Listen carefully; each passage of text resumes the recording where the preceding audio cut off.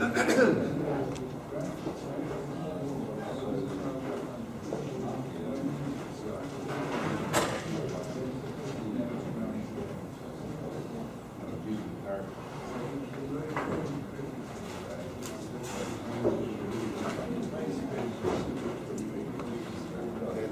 speaker in the session is Howard Diamond, and he's going to talk about prime number theorem, equivalences and non-equivalences for Beurling primes.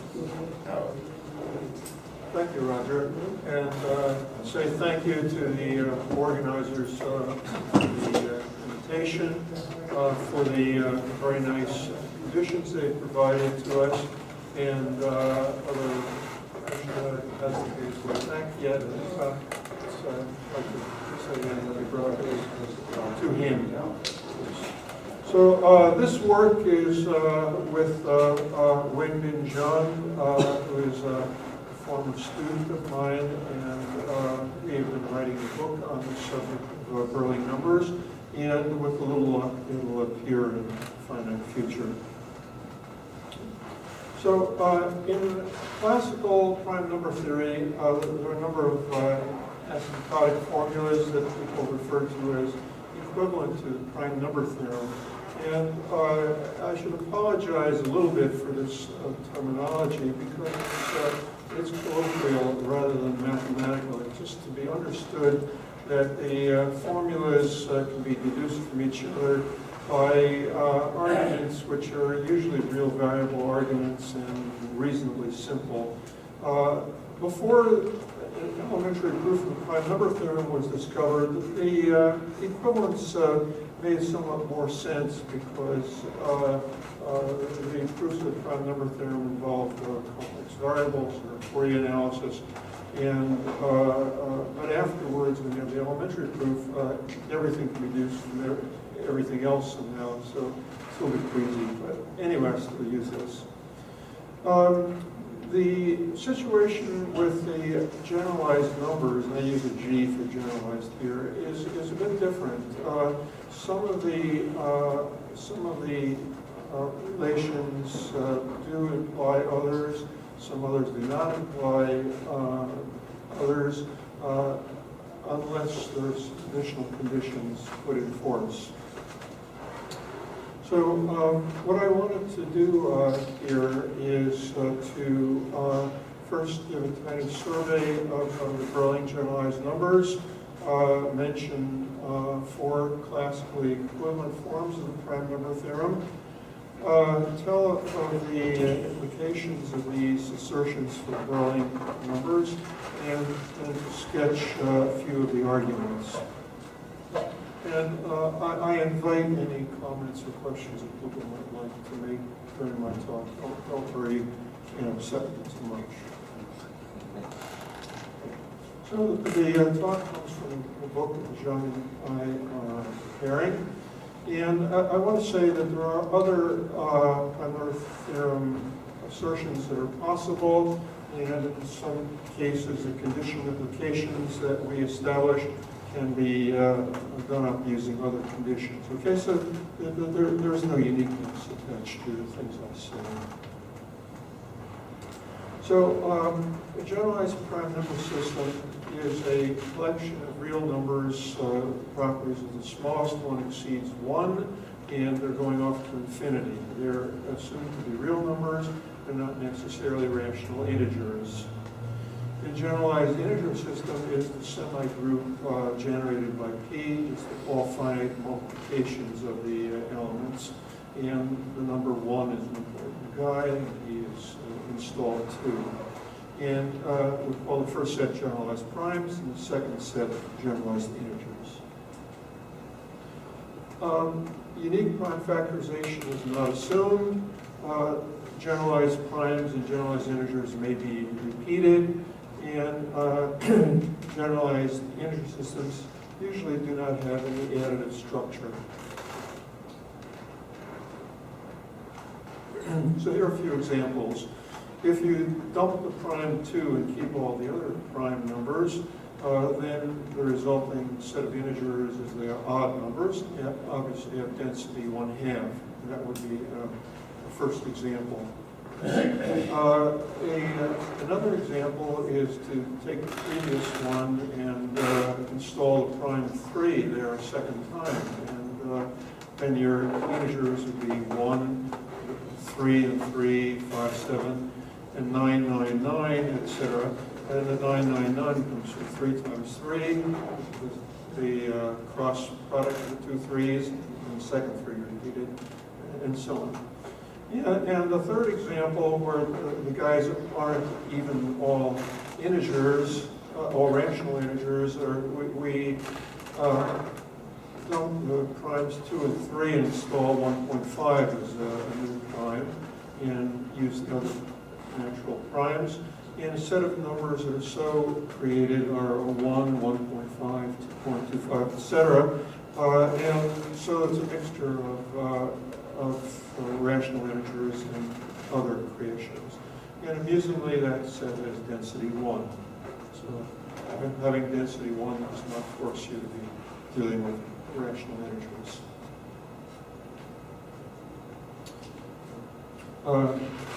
One thing that I do have in force is that I assume that the counting function of integers n of x is asymptotic to a constant times x for some positive number a, which I call the density. Okay, I mean, one could envision things that are more wild, but that takes us somehow too far afield, and my theorems would become weird.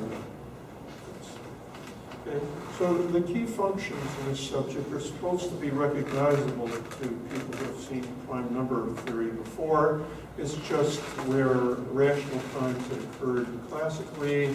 Now I just have Beurling primes. Where rational integers had occurred before, there's these generalized integers. So my counting functions are pi of x, n of x, capital pi of x is the weighted prime counting function. The analog of the Riemann zeta function is generalized zeta function. And so he's made up by summing over the generalized integers, just raised to the power minus s in the sum. And there's an Euler product of the objects type, and those formulas make sense for real coordinates greater than 1. And there it's important that that I'm not talking about a set of integers which has an enormous density. The log of the zeta function is concocted like the analogous one, and he can be written in this form as a Mellon integral with the weight function e capital pi. That's analogous to the classical situation, and that's of great use to me, and I'm going to you'll see it. The counting function, the weighted counting function of primes and prime powers is this Chebyshev psi function is analog with the generalized primes.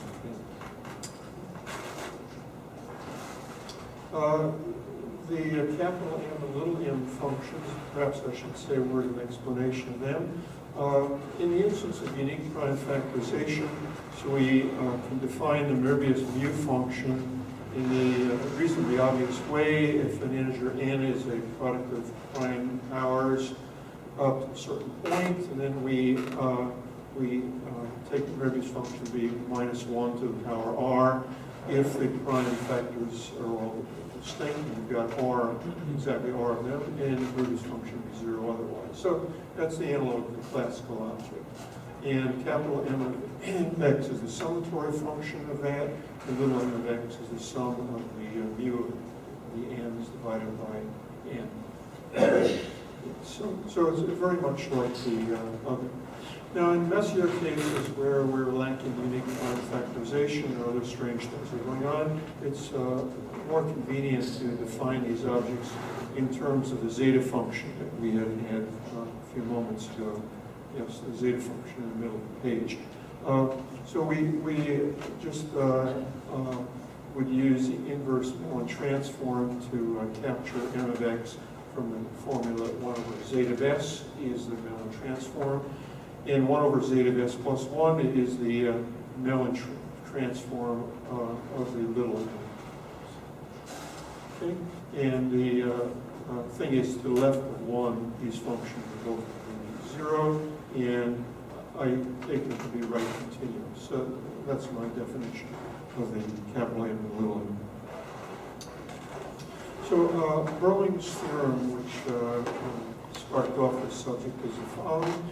If the counting function of integers is close to a constant times x, plus this error term of the form x plus log x to a power minus gamma, where gamma is greater than 3/2, then the analog of the prime number theorem holds for the Beurling numbers. The 3/2 is actually critical. Beurling showed that at 3/2 the thing goes wrong. He made an example where you have an oscillation taking place and that kills a number theorem. And a summation by parts shows that the prime number theorem, instead of writing it with the pi, can be written with the psi of x, the Chebyshev type function. I just want to mention an implication for classical prime number theory from this business. So Selberg had conjectured, and Montgomery, Forhauer, and I had shown that one could not do better than the Alladi-Poisson error prime number theorem error term in the Beurling generalized prime number situation. That your error term was the one that Alladi-Poisson had, and that was true even if you had made an assumption of a very good integer distribution, such as a constant times x plus a small power of x. Just, that was the limit of the results. In other words, we had an omega theorem, which is showing you could do better than that. So the implication from this is that if you think of what's lacking in the Beurling theory, namely additivity, this property is really going to be absolutely essential for any proof of the Riemann hypothesis, or anything in which you are aspiring to good results. If you think about the theorems which succeed in analytic number theory of some depth, they involve analytic continuation of a zeta function, a functional equation of a zeta function. All these properties are artifacts of additivity, artifacts of the exact spacing of the rational integers, that they're not jumping around. The spaces between them are constantly 1. And this additive structure is really essential for progress toward Riemann hypothesis. And now the equivalent forms of the prime number theorem that I wanted to mention. So psi of x asymptotic to x. The capital M of x is little o of x. Little m of x being little o of 1. The middle guys occurred in Hades' talk a few minutes ago.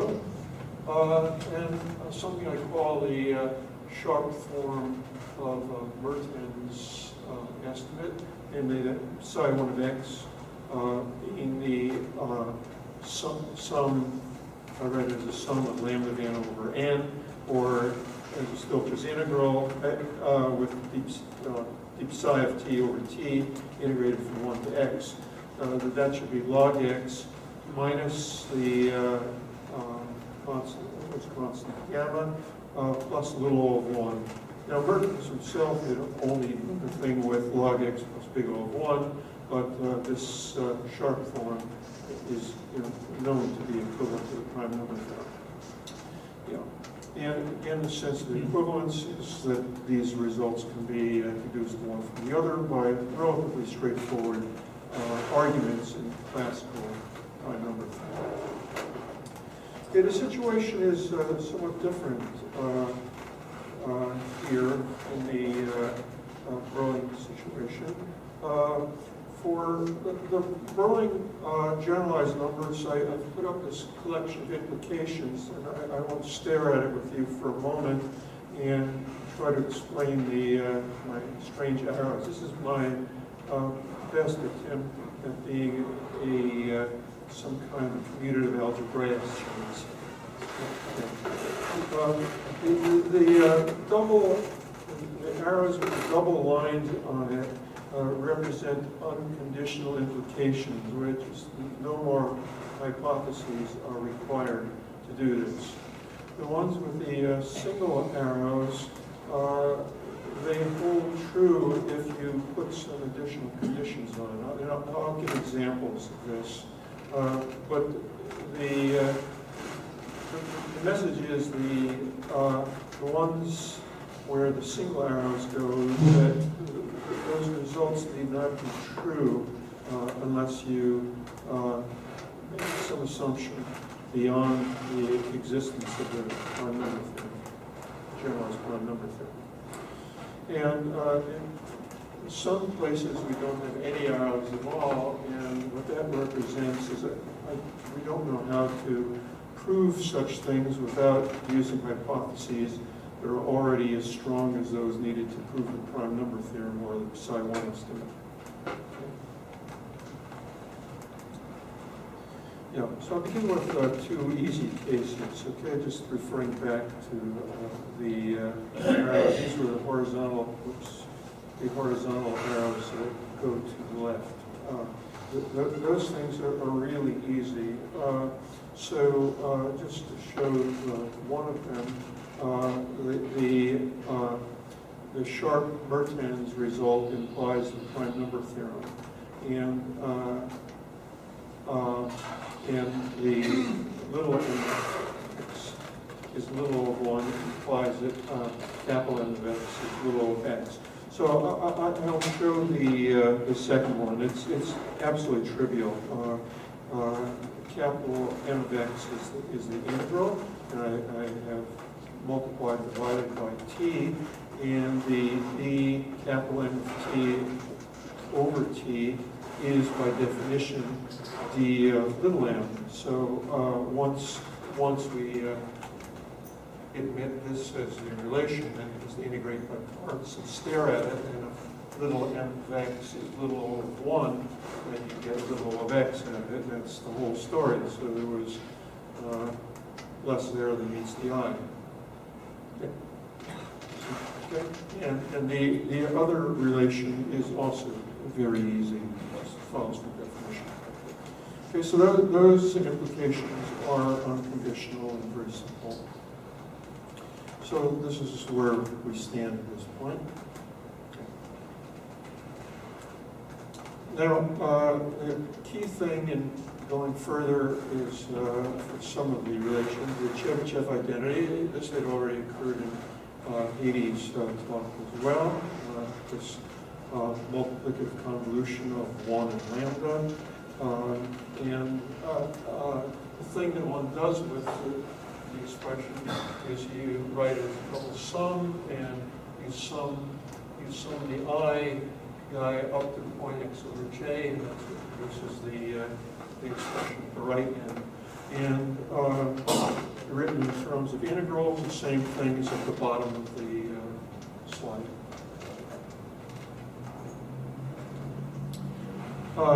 Then there's a variant form of this, which is for dm, who's the convolution inverse of dn. This Chebyshev type relation holds there as well, except that you earn a minus sign in the formulas. But exactly the same reasoning that produced the usual Chebyshev relation produces the one for m. So I want to show that the Sharp-Mertens relation implies that little m of x is little of 1. And it's not a terribly hard argument. I'll just do it on the slide. So we use the M form of the Chebyshev identity. It's in the last slide. If we divide both sides by the t and integrate, then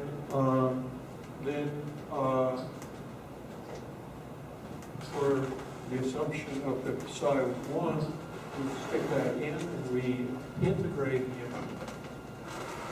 Reintegrate him, but just stare at it a second. Don't do anything. Just stare at him, okay? And you realize that on the left-hand side you have the integral of log t dm of t, and that's actually present on the right side. He's present on the right side as well, because he earns a minus sign in this division. And so the two of them are there, so you just cancel them out, and then you're left with the thing you're actually interested in, the integral, log x times the integral of dm, d little m. Okay, so that gives us the expression m of x log x, and all the rest of the junk is what's collected in the middle. And now we have that the size of ddm is at most dn. That's like the statement that the derivative function is at most 1 in absolute value. And so we stick that bound in, and we have then the constant C1 times m of x with minus sign there, and a little of x, and I gather all the m of x stuff together, and we have the statement there. Here's a little of 1. That's the end of the story.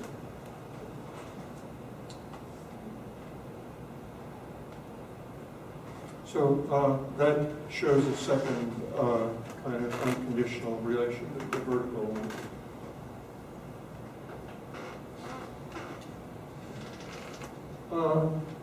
Now, I wanted to comment that the capital M of x and little of x, that does not imply that psi of x is asymptotic to x. So in other words, the capital M condition is by itself a little too weak to yield the prime number theorem in the Beurling context.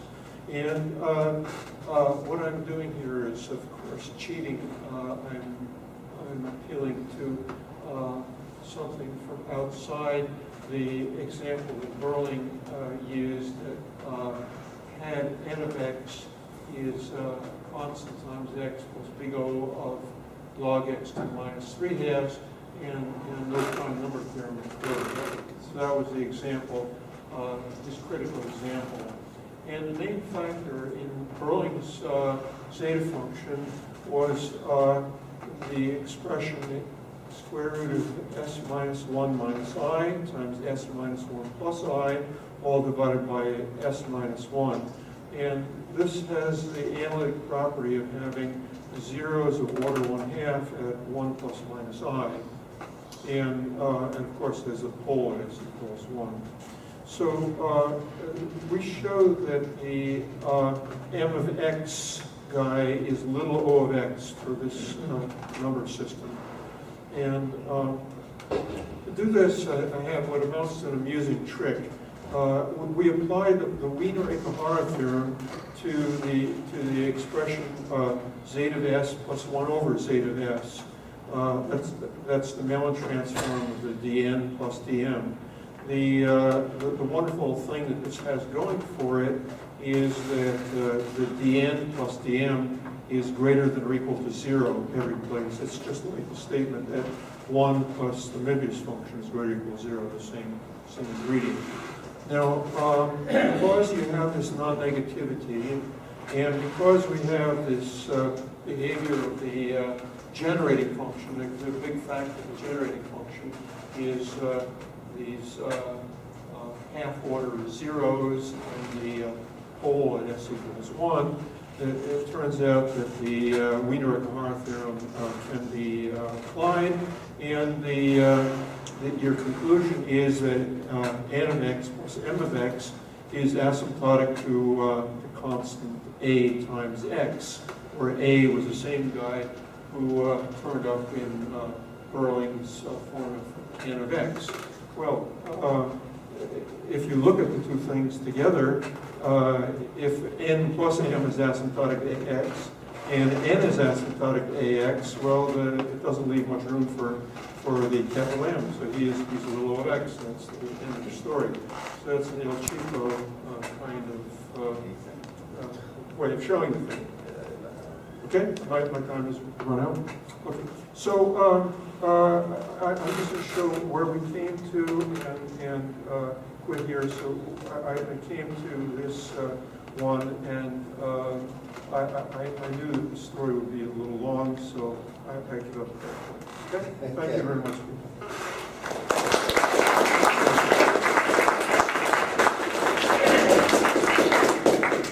Sorry.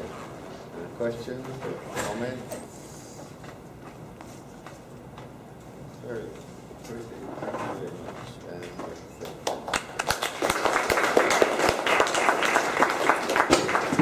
it was about